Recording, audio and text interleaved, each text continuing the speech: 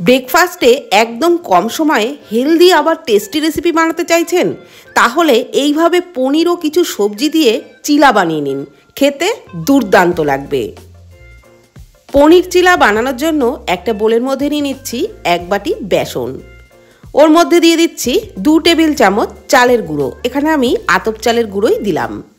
দিয়ে দিচ্ছি এখানে 100 গ্রাম পনির গ্রেট করে। আপনারা এই পনিরের জায়গায় ছানাও ব্যবহার করতে পারেন। পনিরটা গ্রেট করে দেওয়া হয়ে গেলে এর মধ্যে দিয়ে দিচ্ছি পরিমাণ মতো লবণ, দিয়ে দিচ্ছি 1/2 চামচ করে হলুদ গুঁড়ো আর চিলি ফ্লেক্স। চিলি ফ্লেক্সের জায়গায় লঙ্কার গুঁড়োও দিতে পারেন। এবারে অল্প অল্প জল দিয়ে ব্যাটারটা তৈরি করে নেব। একবারে কিন্তু বেশি জল একদমই দেওয়া যাবে না, তাহলে এটা পাতলা হয়ে যেতে পারে। অল্প অল্প জল দিয়ে ব্যাটারটা একটু ঘন করেই তৈরি করতে হবে।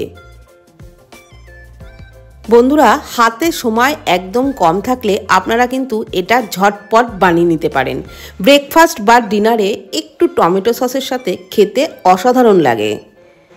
একদম ঘন করেই ব্যাটারটা কিন্তু তৈরি করে নিয়েছি। এবার এর মধ্যে দিয়ে দিলাম পরিমাণ মতো পেঁয়াজ কুচি। যতটা পরিমাণে তৈরি করবেন ব্যাটারটা সেই বুঝেই আন্দাজ করে সবজিগুলো দেবেন। গ্রেট করা গাজর, কাঁচা লঙ্কা কুচি, ধনেপাতা কুচি, ক্যাপসিকাম কুচি, সব সবজিগুলো দিয়ে ব্যাটারের সাথে খুব ভালো করে মিশিয়ে নিচ্ছি। আর আমি সামান্য একটু জল দিয়েছিলাম এর মধ্যে, যেহেতু একেবারেই ঘন হয়ে গেছিলো, সেটা কোনো কারণে স্কিপ হয়ে গেছে। খুব ভালো করে মিশিয়ে নেওয়ার পর ফ্রাইং প্যানে 1 চামচ মতো তেল দিয়ে ভালোভাবে ছড়িয়ে দিচ্ছি। এটা বানাতে কিন্তু খুব বেশি তেলেরও প্রয়োজন হয় না। 1 হাতা ব্যাটার দিয়ে এইভাবে চাড়িয়ে দিলাম। আর আপনারা কিন্তু এটা ঘি দিয়েও তৈরি করতে পারেন, তাহলে টেস্টটা আরও বেশি ভালো লাগবে। ঢাকনা চাপা দিয়েও এই 1 মিনিট মতো ভেজে নিয়েছিলাম। উপরটা ড্রাই হয়ে আসলে একটু তেল ছড়িয়ে দিলাম, তারপর উল্টে দিচ্ছি। এবারে নিচের পিঠটা ভাজার জন্য ঢাকনা চাপা দিয়ে একটুখানি রেখেছিলাম, তাতে কিন্তু দুটো পাশই বেশ ভালোভাবে ভেজে নেওয়া হয়ে গেছে।